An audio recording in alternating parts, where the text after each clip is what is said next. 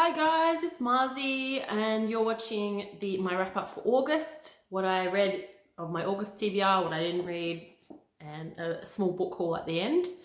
Getting into it, first book I attempted to read was Do Not Say We Have Nothing by Madeleine Tien. I was going to read this for the Canadian Readathon by Books and Lala, the Read Airthon. Yeah, attempted to read it. It's a little bit over my head, I think.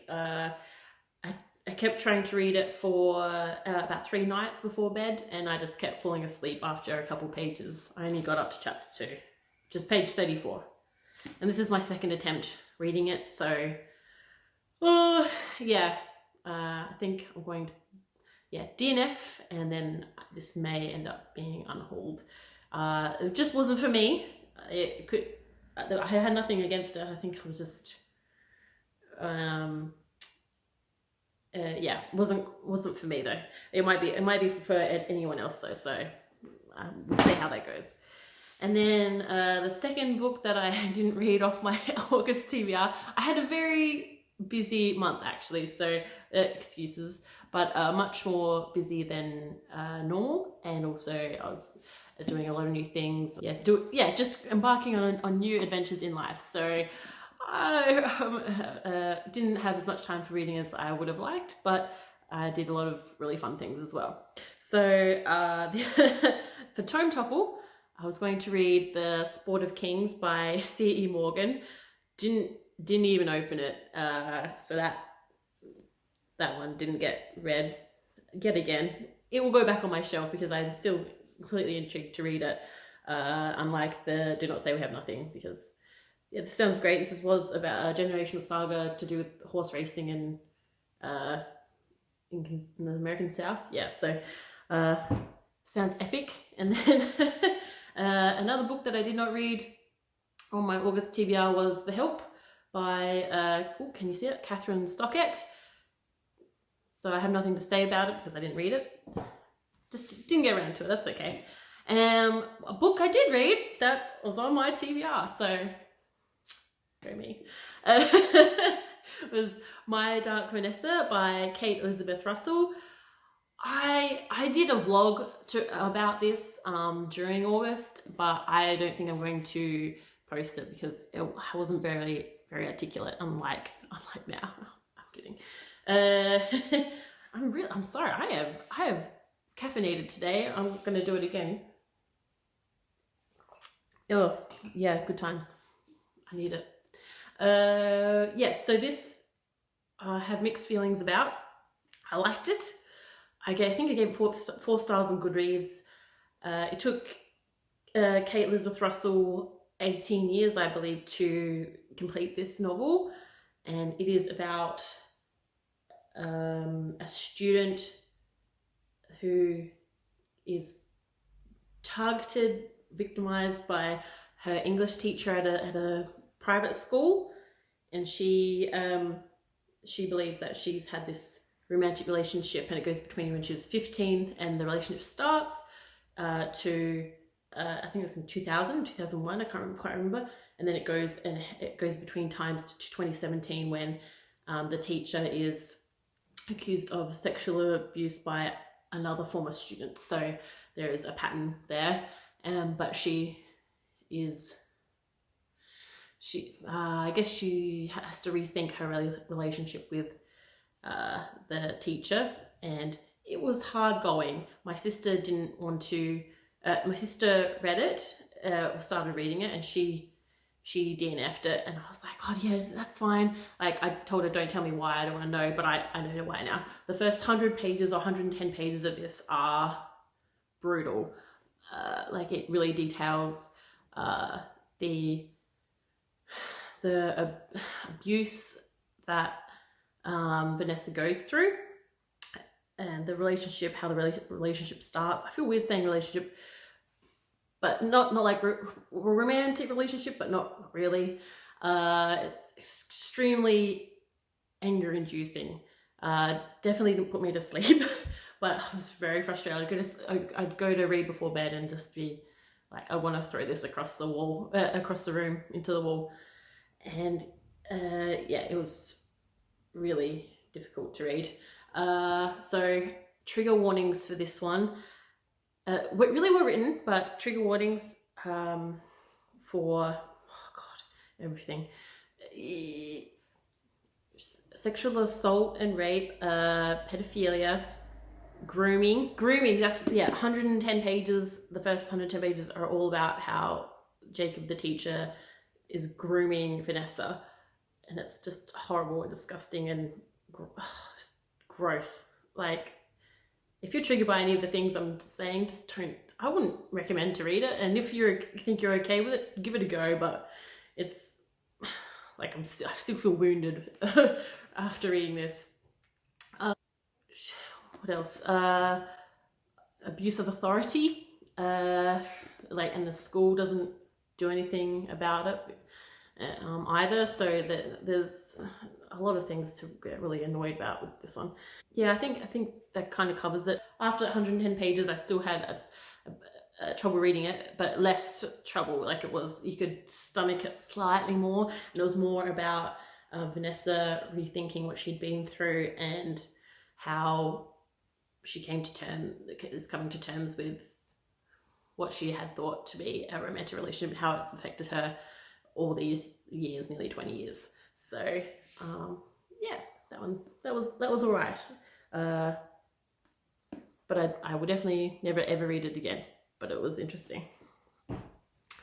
And another book that was on my TBR that I really enjoyed was The Joy Luck Club by Amy Tan. I gave this 5 stars. I finally read it. I have not watched the movie, but that's definitely on my list of things to do. So this was about, it goes between some 4 women from China, and they've migrated to America in it goes from like the early 1900s to late 1980s. And it goes from their lives in China and to their lives when they moved to the US, and then they have children, and also talks about their 4 daughters. And their 4 daughters and what their different lives and the connections that they have, and the differences in cultures, and the amalgamation of cultures. It's kind of cool, Western and Eastern culture, and also just the relationship between mothers and daughters is explored, and it's lovely. I really, really enjoy this. So 5 stars for that one. I loved it. And then another one, a friend lent me this one, Tim Flannery's Sunlight and Seaweed. So this is a non-fiction book, and it's about, Tim Flannery is an Australian scientist, and he talks about the things that are happening with Earth and human overpopulation, and how the resources that we use are finite. So, and how, the end of the planet as we know it will happen, within the next 50 to 100 years, and what we can do to stop and fix it, which there are many things. And this was a very easy read. Like, he puts everything down in very easy to understand terms, very quick to read. It was under 200 pages, and just different ways on how to use sunlight and seaweed as energy sources, clean energy sources, and how we can produce food in a more efficient, less wasteful manner to feed, the ever-growing population, and just a really good one about the environment and climate change. I really like that one. That was a good break from everything that I've been reading this month. And then the next book was The Body Surfers. These weren't on my TBR, but who cares? Were they? I can't even remember now. Anyway, The Body Surfers by Robert Drew. This is another Australian author. This was a book of short stories. It's a classic, I believe, and I've finally read it. This is a really cool secondhand copy I got from Oxfam bookstore. And it's, I think it's during the 80s. Oh no, it goes through a few different generations. I think there's 12 short stories about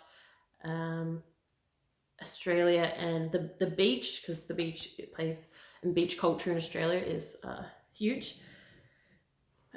And so it just has different stories to do with that, and how a lot of beach culture is looked at as beautiful and holidaying, but this kind of explores sometimes the darker side and loneliness and depression and stuff. Very interesting, and it goes between different generations of a family, but sometimes you don't know it's really connected, and then you're like, oh, that character's the son of the character in the previous story, and it's 10 years later and he's got his own family or something. So that was really fun to read. It was nice and easy and Australian classic, so happy I finally read that one as well. And the final book I read, but I do have a little book haul here as well. The final book I read was this one, The Application of Pressure by Rachel Mead. So this is was just released this year, 2020, and it is a South Australian author, so that's where I'm from. And well, we're gonna go with that, I don't know.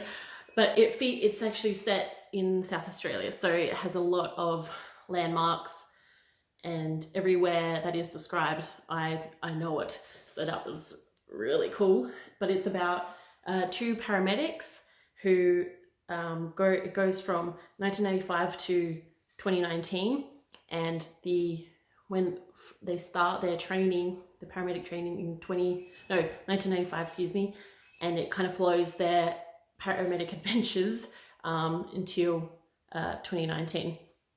And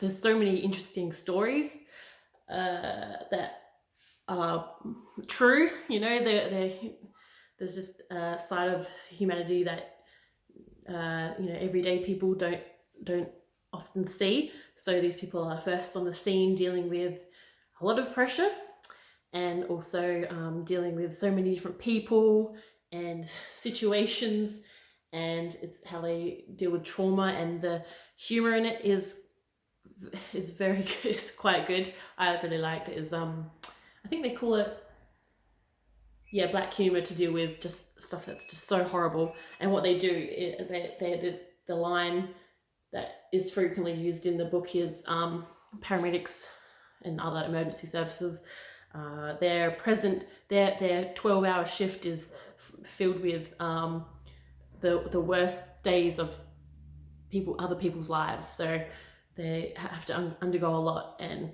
the way they evolve from when they first start and after 10, 20 years of experience, 30 years of experience is really, or 25 years of experience is really, really interesting. I freaking loved this, and 5 stars, and I'm really happy I picked it up as well. I thought the book was from the UK. I just read the back and I was like, oh, that sounds really cool. So that was a nice surprise finding out it was from South Australia. Really, really like that one. Recommend. Highly, highly recommend. And then a few other books that I've picked up recently. Pastoral by Philip Roth. He wrote The Human Stain, which I have attempted to read, but it was many years ago, and it was quite hard. I had difficulty with that, but this is the winner of the Pulitzer Prize for Fiction. I believe it's, again, it was set in 1960s America, which I love anything set in that period. But I don't really know what it's about, but it's about a guy who has worked hard to have the American dream, and then in 1968, his family, one of his daughter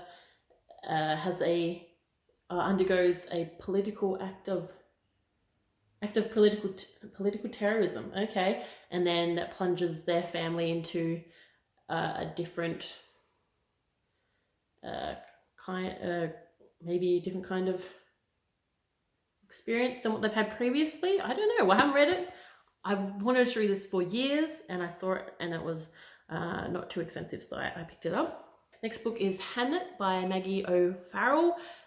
She, I believe, is an Irish author, and this is about Shakespeare's son, but Shakespeare's not mentioned in here. How and his family, and some history there. very excited to read that, and that is a bomb cover right there. Whoa, we're here for it. And then the last one is the Electric KoolAid Acid Test. You can read that. It's a bit psychedelic by Tom Wolfe. I've read another Wolfe book before, The Right Stuff, which is based on the first astronauts in space. Very cool. So he writes fiction. He's got Bonfire of the Vanities. I have by him too. That is fiction, but he's a journalist essentially. So he follows people around and writes epic stories. So this one is about hippies.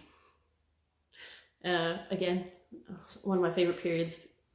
It's just really interesting to study. Anyway, in summer of 1964, Ken Kesey, the author who wrote One Flew Over the Cuckoo's Nest and other stories, and his merry band of pranksters set out on a trip like no other. So they blaze across America in a day-glow school bus, doped up and deep in the pudding. The pranksters' arrival on the scene. Anarchy ensues. They're exuberant and acid infused, and they would turn on an entire counterculture and provide Tom Wolfe with the perfect freewheeling subject for this, his pioneering masterpiece of new journalism.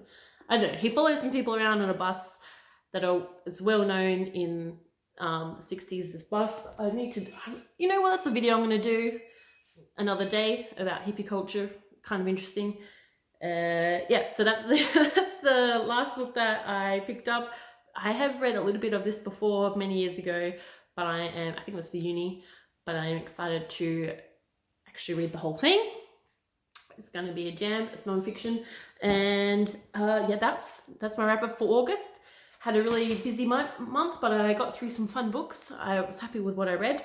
And yeah, so I hope everyone has a really great day today. I'll see you later. Bye.